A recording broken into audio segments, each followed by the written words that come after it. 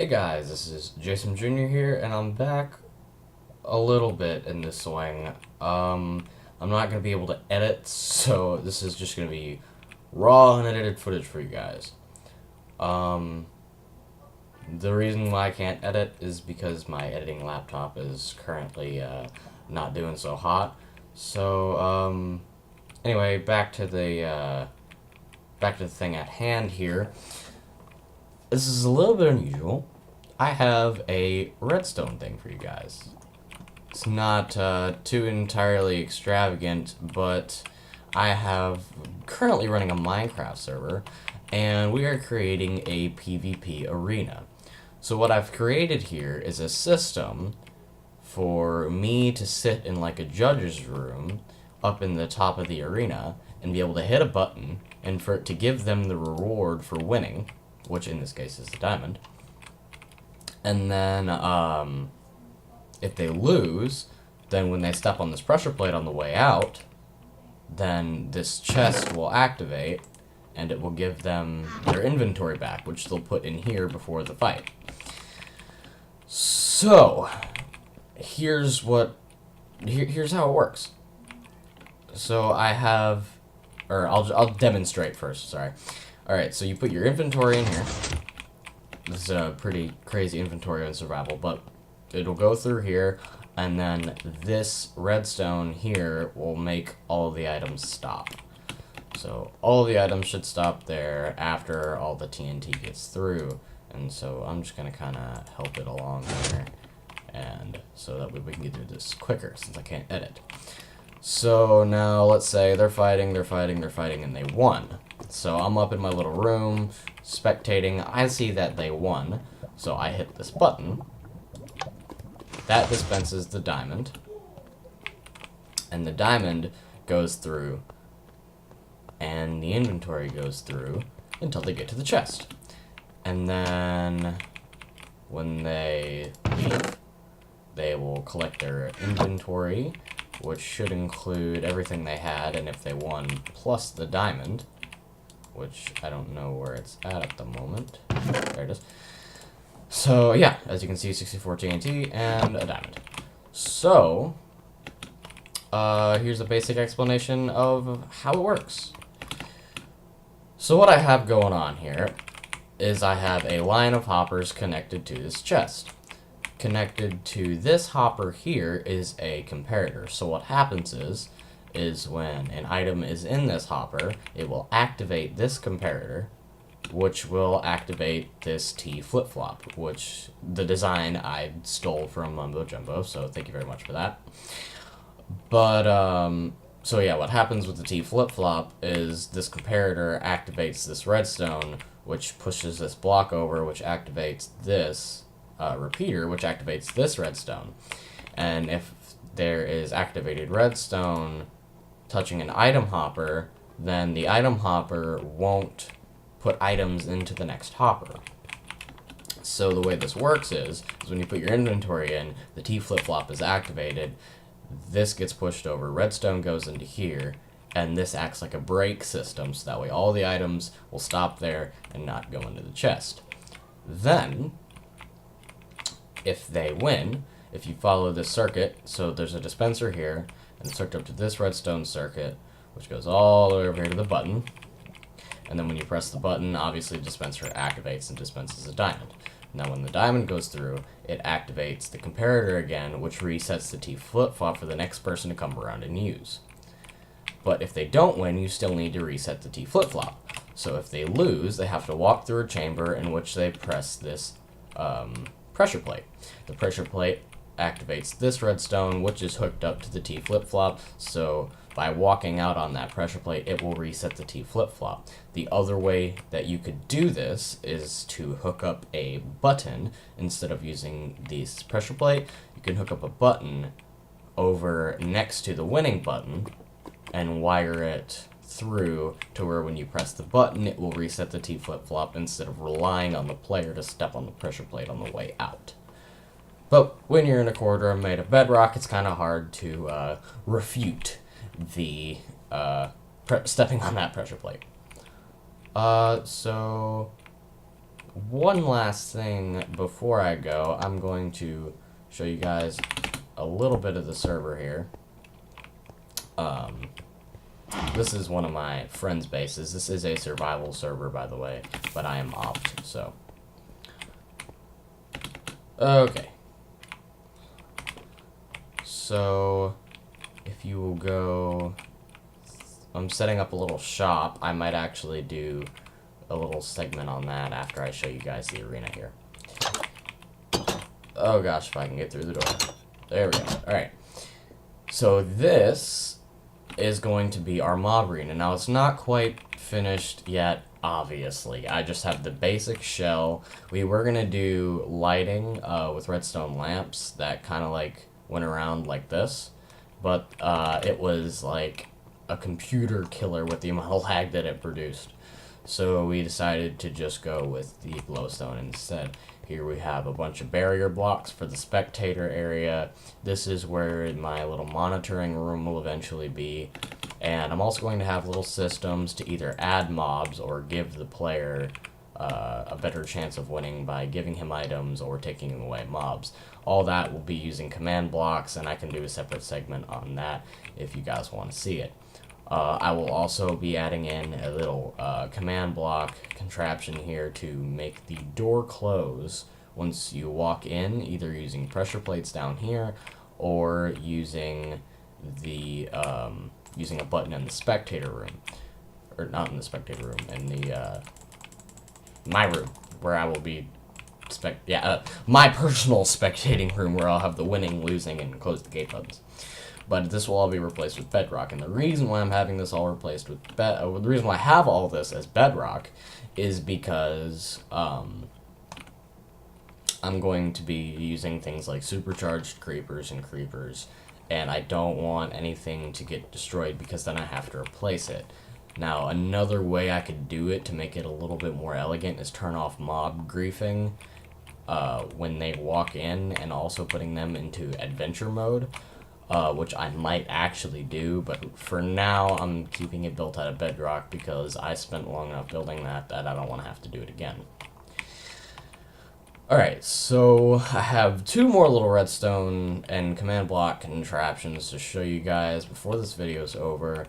I have a little shop system here in place at the server.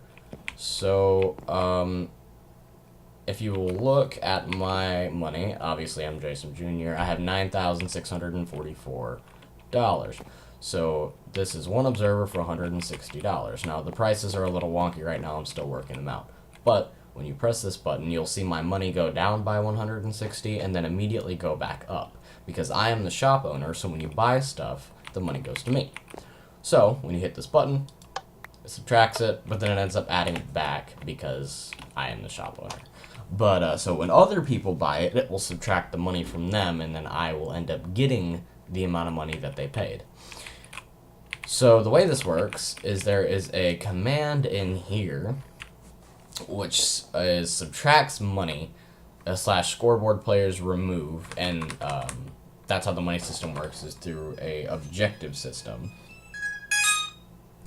That is my phone. And it removes the amount of score that item costs. This little fancy thing here is essentially saying that you have to have a minimum score of the amount of money that it costs to buy the item in order to buy the item and subtract the money. So then this activates this comparator. And then, which activates this, which resets the comparator for the next person to come along and use, because since this outputted a true output, this comparator will stay constantly on. So you have to have this to reset the comparator. Then you have a repeater, then you have another block, a command block, in which adds the item to the nearest person's inventory, which in this case is an observer. And then at the very end, it gives me directly however much the item that they're buying costs. Now, the selling side of things works a little bit differently. I don't know if I have any of them set up yet. I don't. But the way it works is instead of removing the item, instead of removing the scoreboard value, it adds to it. So in this case, all I have to do is I can have this same system here, except just change players remove to players add. And I don't need this fancy thing because it doesn't matter how much money you have if you're selling something, because you're receiving money. Then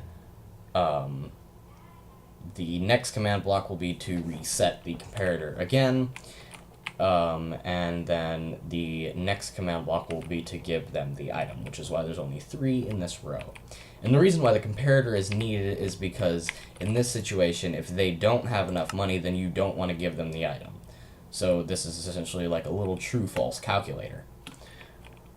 There is one little quirk in the system, so I don't know if you guys would want to implement this on your server yourselves. For my server, I just say instant ban if you buy anything that you can't afford, because the problem is I can't, if you can help me with this, I can't figure out how to get the command to only take it from the nearest person if possible. So the problem is that command will take it from the nearest person that can pay it. So it won't take the money from you because you don't have the money. But it will take it from, even if they're a million blocks away, if they have the money and they're the next nearest player, then it'll take it from them instead. So there are little kinks in the system. If you can help me work around that, that would be fantastic. But anywho, one of the last little contraptions for today is this lovely roulette system that we didn't come up with. The way it works is you hit this button, which activates a T flip-flop, which activates all of these rails. And then you have to bump the minecart, but you stand on whichever one you want to bet, and if you stand in this booth and hit one of the subtract buttons, it will subtract that amount from your money scoreboard value. So let's say I want to bet $100, and under the floor here I have a similar command block system to the shop. So I'll break that up so I can show you guys. So the way it works is this is all the complicated redstone that we had to do in order to separate all the buttons. Little extensive, but it works. So if I get back here, you have to have a comparator. So what this does is it checks for the monetary value and subtracts it, of course. But then you have to have this to reset the comparator, and then these last two give me 25% of the money value that this costs. In this case, it looks like the 50 value. So I get around 25%, and then the person that actually built all this gets 75%. And so this gives us money directly. And I know this is a little bit of a broken economy, because when the bettor wins the money per se, it doesn't come out of our accounts. I'm gonna go ahead and stop this. I'm gonna bet on red. That's a black. Darn. Anywho, so if I would have won that bet, I would have stepped in this booth here, and I would have given myself double the amount, considering it's a red and black, which are ×2. I'm not going to go into how gambling works, but anywho, if we break this, we can see lovely goodies on the inside. As you can see, the redstone comes down from there and activates a little T flip-flop mechanism here, in which it sucks this and pushes it out to connect all this stuff together. And there's redstone torches behind those blocks, which activate the rails. Now, the last thing that I'm going to bore you guys to death with is the little elevator that we have set up here. Again, I cannot take credit for this. and neither can the person that built it. YouTube is a lovely place. But, it's a moderately well-working elevator. You press this button, takes you up to the next level, and on this level we will soon have a blackjack table, which I can do a little mini video about that once the server starts going. This is all little cards, you know, ace of clubs, ace diamonds, two hearts, all that good stuff. That's basically about it, other than I have these pressure plates here, which teleport to each individual player's houses. My house is over there, my farm and mine shaft are in there. I have a buddy's house here, and I have two more friends' houses there and out there. I can do separate videos on looking at their houses, and I know they all have little redstone contraptions in their houses too. Oh yeah, I have a cheater elevator just using command blocks, which I prefer. But, anywho, sorry for the bad videos, but this is about the only thing I'm going to be able to produce for a while, anywho. So, thank you guys so much for watching, and I'll get you guys in the next one. See you.